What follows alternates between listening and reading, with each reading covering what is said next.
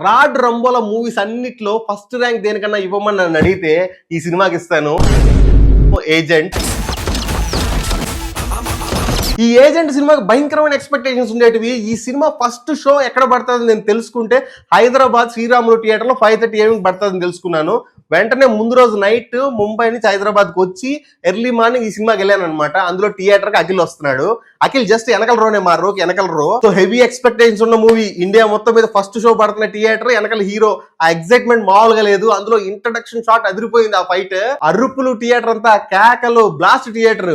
ఆ తర్వాత ఆ ఇంట్రడక్షన్ మొత్తం కలని చెప్తాడు, హీరోకి వచ్చే కలని చెప్తాడు సినిమాలో. అంతే, ఎక్కడో తేడా కొడుతుంది సీనా అని డౌట్ వస్తుంది అక్కడే. ఆవిడ కరెక్ట్ గానే చెప్పిందిరా.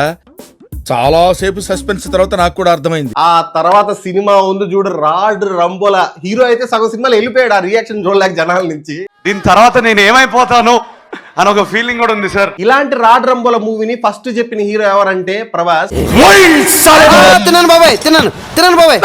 ప్రభాస్ సాహో సినిమా తర్వాత 2020లో ఈ స్టోరీ చెప్పారు. కానీ ప్రభాస్ బౌండ్ స్క్రిప్ట్ లేదని రిజెక్ట్ చేసి రాధేశ్యామ్కి వెళ్ళిపోయాడు. అంటే పోలేరమ్మ జాతరలో తప్పించుకున్న పొటేళ్లు నోకాలం జాతరలో నరికినట్టు ఇక్కడ మిస్ అయ్యి అక్కడ పడిపోయాడు. నువ్వేమైనా ట్రాఫిక్ పోలీసారా? అమ్మడే దొరికిపోయా.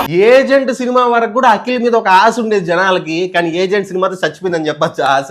చెప్తున్నారు కదా, మాకు నమ్మకం లేదు దొరా, ఏమనుకో. అక్కినేని అబ్బాయిలను అయితే భయంకరంగా డిసప్పాయింట్ చేసిన సినిమా. ఈ లిస్ట్ మొత్తంలో ఒక హీరో ఉన్నాడు. ఆయన లక్కీ హీరో అనాలో లేదా మంచి డెసిషన్ తీసుకున్నాడు అని చెప్పాలో తెలీదు.